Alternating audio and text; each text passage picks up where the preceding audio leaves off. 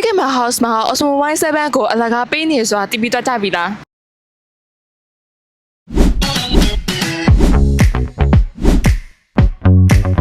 ဆိုဒါလေးကတော့ညီမတို့အခု Osmo Y7 ကိုအသုံးပြုပြီးတော့ Active Track ဖွင့်ပြီးရိုက်ပြပေးနေတာဖြစ်ပါတယ် Active Track ဖွင့်ထားလို့ရတဲ့အတွက်ကြောင့်ညီမတို့အနေနဲ့ဘယ်သူမှရိုက်ပေးမဲ့လူမရှိနေတာမှာကိုယ့်ကိုခေါင်းပေါ်မှာတင်ထားပြီးတော့ဒီလိုမျိုးလေးအနောက်ကနေတောက်ချောင်းလိုက်ရိုက်ပေးနေမှာဖြစ်ပါတယ်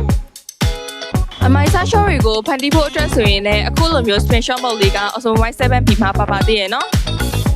မတည်ငြိမ်တဲ့ handshake ပြဿနာတွေကိုလည်းအခုကင်ထားတဲ့ Osmo Y7 လေးကဖြေရှင်းပေးမှာဖြစ်ပါတယ်ကဲဒါဆိုရင်တော့အခုလိုမျိုးရန်ကုန်မိုက်တဲ့ Osmo Y7 ပိုင်ဆိုင်ချင်ကြပြီလားဒါဆိုရင်အနောက်က customer အစီအစဉ်လေးကိုလိုက်ကြည့်ပေးကြပါအောင်နော်ကဲဒါဆိုရင်တော့အခုလိုမျိုး feature အစုံလင်ပါတဲ့ Osmo Y7 ကို Sigma House မှာပါဝင်ကင်ဆယ်လို့ရပြီနော်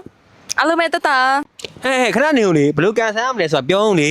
ဟုတ်တာပဲမေးပါလို့နော်ဒါဆိုရင်ညီမဘယ်လိုကန်ဆယ်မလဲဆိုတော့ကိုပြပြပေးမယ်နော်ပထမဆုံးချက်အနေနဲ့ညီမတို့ရဲ့ Sigma House page ကို follow လုပ်ထားပါမယ်ရှင်ပြီးတော့ရင်တော့ညီမတို့ရဲ့ giveaway post လေးကို public နဲ့ share ထားပါမယ် public နဲ့ share ထားတဲ့ပုံလေးကို screenshot ရိုက်ပြီးတော့ညီမတို့ရဲ့မူရင်း origin နဲ့မဲဖောက်ပေးမဲ့ post အောက်မှာ comment မှန်ပေးရပါမယ်ရှင်ကန်ဆယ်မဲ့ကာလာလေးကတော့ညီမတို့28ရက်3လ2025နေပြီးတော့နောက်လာ17ရက်နေ့4လပိုင်း2025ညနေ6နာရီအထိပါဝင်ကန်ဆယ်လို့ရပါရှင် public နဲ့ share ပြီးတော့ comment မှန်ရမယ် giveaway post လေးကိုတော့ညီမတို့ရဲ့ဒီဗီဒီယိုရဲ့ caption မှာ link လေးချပေးထားပါတယ်ရှင်ကန်တူးရှင်လေးကိုတော့ညီမတို့ကအဲ့17ရက်နေ့ရဲ့ည9နာရီမှာပဲ live လွှင့်ပြီးတော့ comment ပီကာနဲ့ရွေးချယ်ပေးသွားမှာဖြစ်ပါတယ်ရှင်ဒါဆိုရင်တော့အခုပါဝင်ကန်ဆယ်ဖို့နောက်မကျသေးရမို့အခုပဲမြန်မြန်လေး comment သွားမှလိုက်ကြရအောင်နော်အားလုံးပဲတတ်တာ